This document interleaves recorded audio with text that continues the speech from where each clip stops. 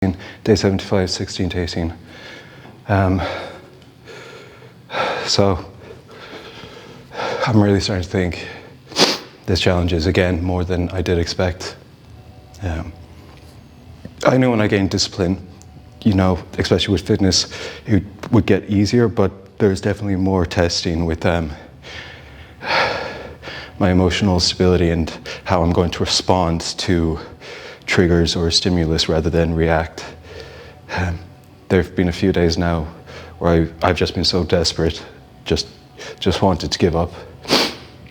And not just because I was physically exhausted, it's because you do find that or I find I'm very mentally fatigued, especially this week.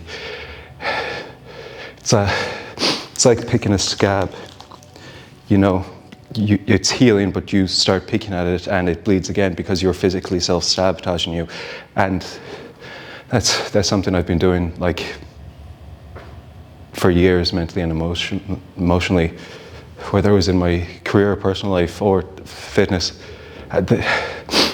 I've always been very self-aware, but I feel more aware. And when things are hard, I'm not actively trying to destroy myself or demoralize myself, tear my mentality down. I've become very, very reclusive now, and I'm a quiet person in general. I say to myself a lot, but this is starting to go to a whole new level. I knew this challenge would force me to look into myself, but I didn't realize how much it would distance me from my friends, my family, from my close connections. And they have been very transparent with me and open with the frustration and the hurt that I don't see them anymore. My mother the other day just said, "I miss you." And a mother should never have to say that to a child. I think in really, really hyper-focusing on me, I pulled away, and it makes me wonder how to balance self-growth and relationships, because, I am struggling with it. How much time do we owe people, even when we're working on ourselves? Or is it okay to step back and focus entirely on you? And a few weeks ago, we talked about transactional friendships and what is a true connection. And there is this whole thing about codependency of why people want to interact together. And if you remember the last year, there was a lot of that for me. The let them theory by Miram is it's so simple. And it's a game changer. It's more or less about if you are changing and someone doesn't like that, let them. If people don't understand your journey, let them. We can't control other people. We can only control how we respond. She based her work on neuroscience, which is so smart, and I'm just not intelligent enough to understand it fully, but she makes it so simple. Tell me about the galaxy and do it in the form of a basket of oranges. I thought it was just going to be another self-help book, cookie cutter kind of, because she's throwing out a lot of the same repetitive works.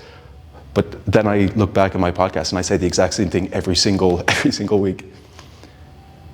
The cost of living is really taking a toll. The validation from social media has really taken a big impact on me. It's hard when you put such inner work on something and everything else around you seems to be breaking down.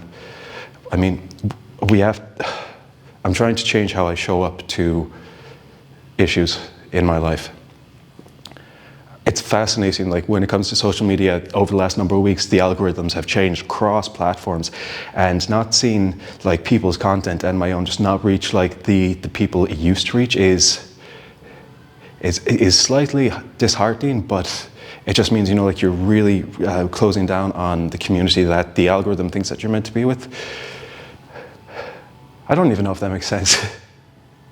I know growth isn't linear, and especially when it comes to a career online or whatever it is, there are going to be ups and downs, and I'm not as discouraged as what I would have been 3 months ago, 5 weeks ago.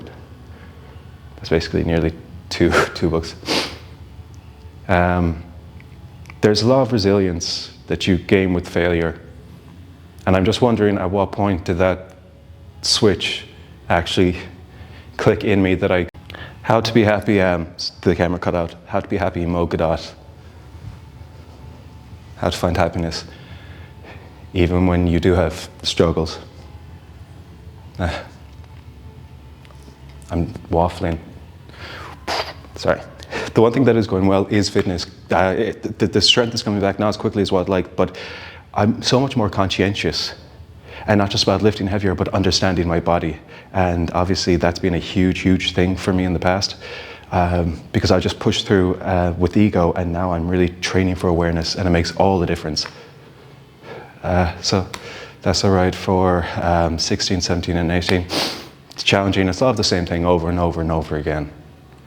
I'm actually slipping back into bad habits when it comes to eating and binge eating, and I need to be consciously aware, more aware of that, because it's really wrecking like the trajectory of all my other goals, and I don't want to fall back into eating disorders, which took over such a large part of my life, and I don't want the body dysmorphia to like become to the forefront of my mind every time I go to the gym, or I'm like in the nip having a shower.